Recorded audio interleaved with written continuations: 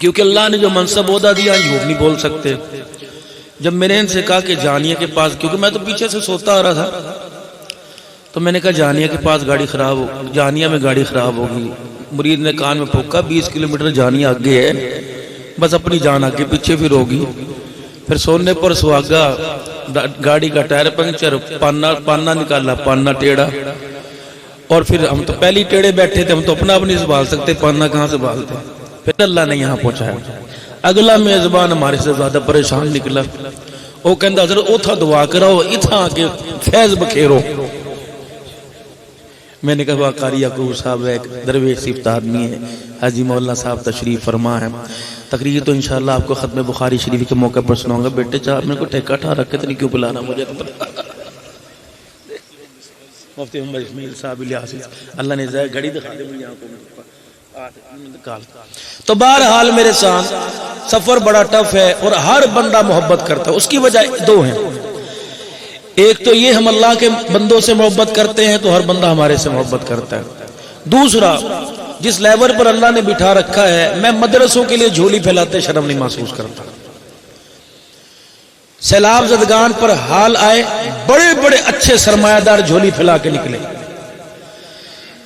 سیلاب سے متاثر 4 دن کے لیے ہوئے، اور جب سے کائنات بنی اللہ نے قرآن اپنے نبی پر اتارا، اس وقت سے لے کر قرآن پڑھنے والے متاثر آج تک ہو رہے ہیں۔ میرے نبی نے جب اعلان تبلیغ اور قرآن کی بہاروں کو سنایا، کون سی بہاریں تھی بھائی؟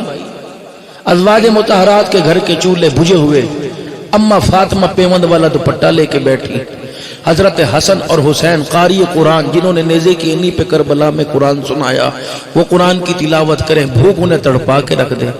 ابو بکر عمر رضی اللہ عنہ مدینے کی گلی میں ایک دوسرے کا منہ دیکھیں کہ یہ کہے گا روٹی کھا لی، یہ کہے گا روٹی کھا لی، دونوں ہی پھٹ پڑے۔ کہنے لگے کتنے دن ہو گئے؟ وہ کہ 2 دن۔ وہ کہ کتنی دن ہو گئے؟ کہ 3 دن۔ کہ چل پھر ایسے دروازے پہ چلے جہاں سے کوئی خالی نہیں لوٹتا۔ دیکھا رحمت عالم کا چہرہ مبارک، آپ نے فرمایا مجھے پتہ ہے تیرے 2 دن، تیرے 3 دن، 4 دن مجھے ہو گئے میں نے روٹی کا دانہ نہ دیکھا۔ قرآن والوں پر تو حالات آئے ہیں، تمہیں کس نے کہہ دیا؟ یہ تو آج اللہ کے قرآن کی بہاریں ہیں، گلابوں کے پھولوں کے گلدستے اور سیج پر قرآن پڑھا جاتا ہے۔ آپ قرآن کی تاریخ اٹھا کے دیکھیں تو صحیح۔ اور جتنا متاثر طبقہ قرآن والا اس دور سے لے کر اس دور تک ہو رہا ہے، تمہارے ملک پاکستان کے اندر کوئی پٹاخہ بھی پھوٹ جائے تو انگلی قرآن والوں پر اٹھتی ہے۔ کسی کو بدہضمی ہو جائے، کس کو گیس ہو جائے، مولویوں نے کیا جی، مولویوں نے کیا جی، مولویوں کیتا۔ جتنے تم سارے کھی کر رہے ہو نا، تم بھی چاہے کہ ہاں جی مولویوں نے کیتا، مولویوں نے کیتا۔ مولویوں نے نکمی اولاد کو سیدھا کر دیا،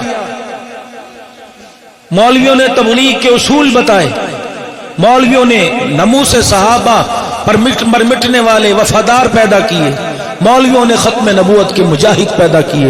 خدا کی قسم اس دور جدید میں جہاں لڑکا لڑکی سے نبھا کر سکتا ہے، لڑکی لڑکی سے نبھا کر سکتی ہے، اگر یہ مولوی نہ ہوتا تو غیرت کے جنازے کب سے ہمارے گھروں سے نکل جاتے ہیں۔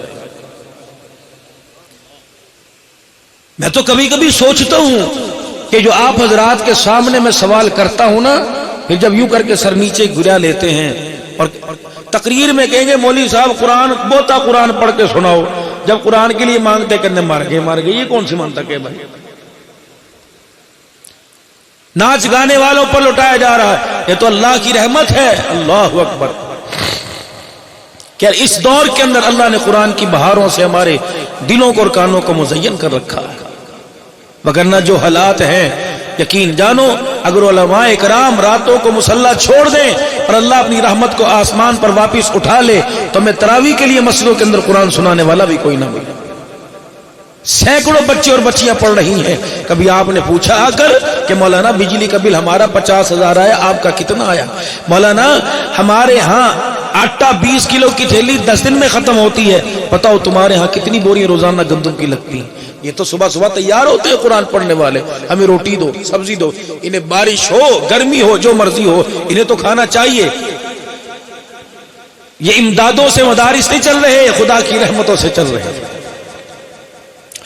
اتنا کچھ ہونے کے باوجود، کچھ نہ بچتے ہونے کے باوجود سب کچھ بچا پڑا ہے، اب بھی ہم